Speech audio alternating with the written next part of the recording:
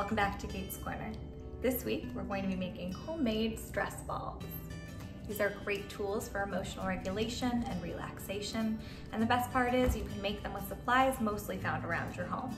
So let's talk about what we need, how to make them, and then afterwards we can talk about how to use them.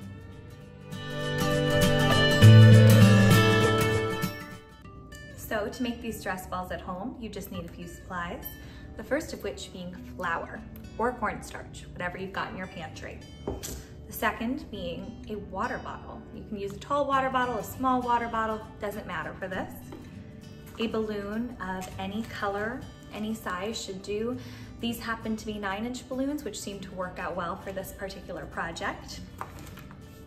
And then to add a face and some hair, you're gonna want permanent marker, whatever color you have is fine. Some yarn, again, any color will do. And in order to cut that yarn, you will need some scissors. So if you're doing this project at home, kids, please make sure that you either get some supervision or some permission before using those scissors. Lastly, there are a couple of things that make the process easier if you do have them. For example, I have this funnel, and we're gonna see that that really helps me get the flour into the water bottle. But if you don't have one, you can make it work without. Same thing with this little chopstick here. You can use a chopstick, a pencil, really anything. And again, that's to make it easier to get that flour into your water bottle, which you will see in just a moment. So that's everything you need. Let's go ahead and get started.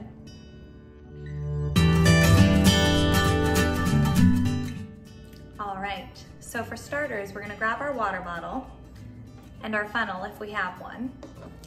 And our goal is to get the flour into this water bottle. If you have a big water bottle and you're not sure how much flour to put in, suggest about 3/4 of a cup or a cup. I'm just gonna kind of eyeball it because I have this small water bottle.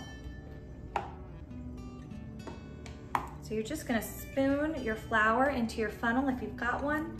And then I mentioned that little chopstick might come in handy to get that flour to fall right in there.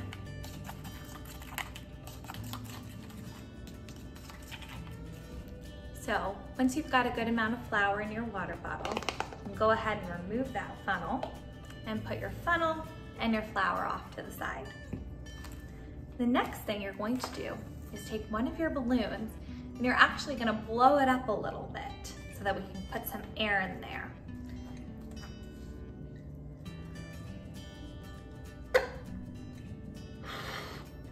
Okay, now what we wanna do is make sure we don't let all the air out when we put this balloon onto the top of this water bottle. Some air is gonna come out and that's fine, but we wanna try and leave a little room in there for the flour.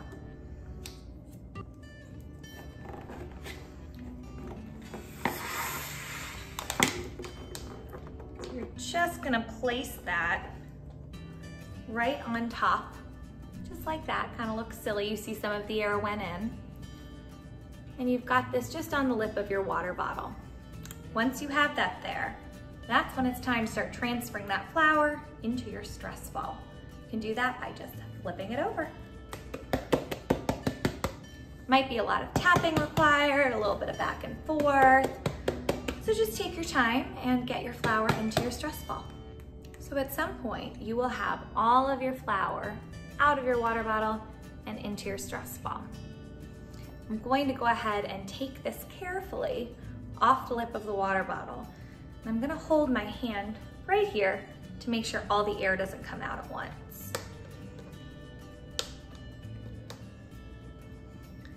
Once you have your water bottle off, and remember you've got your fingers pinching here to make sure all the air doesn't come rushing out, you're going to very slowly and carefully let that air out of your balloon. Now remember, there's flour in there. So if you just let go, there's gonna go flour everywhere. So take your time, just kind of slowly open up your hand and let some of that air out. You can even help it along a little bit. Good. All right. Once you have let all of the air out of your balloon, you're gonna go ahead and tie a knot up top. Now, I can already see that I've got some flour in there. If some flour comes out when you tie your knot, don't worry about it. I'm even gonna tap a little bit out over here. And I'm gonna take it, and just tie a knot.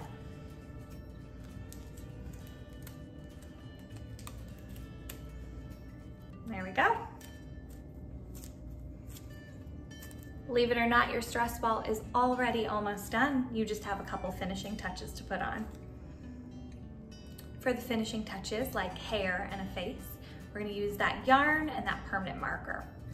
So go ahead and take your yarn, put your 4 fingers out, and just wrap around your fingers. You do more if you want more hair, fewer times if you want a little bit less hair. That looks good to me. Go ahead and just snap that. So you're going to have this loop of yarn, right? What you're gonna do next is pick up your yarn if you dropped it like I did, and cut a piece for yourself about that long. Looking at your loop, you're gonna take this piece of yarn, almost like a bow, and tie it around the middle of that loop. You're gonna tie it nice and tight, okay?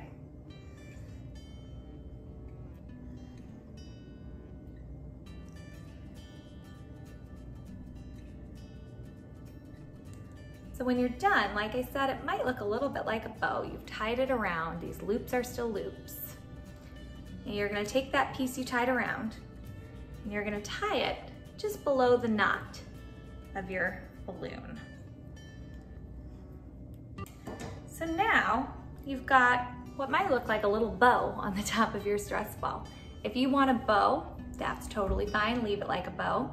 If you want to turn it into hair, what you're gonna do is take your scissors and cut those loops open. So you're gonna go through the loop like that and then cut, giving yourself some hair.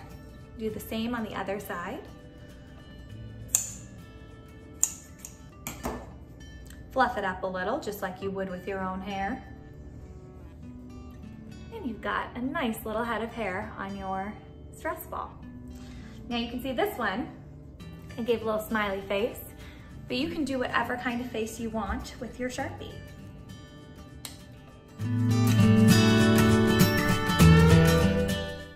So now that your stress ball has a face, some hair, maybe even a name, it is time to learn how to use them.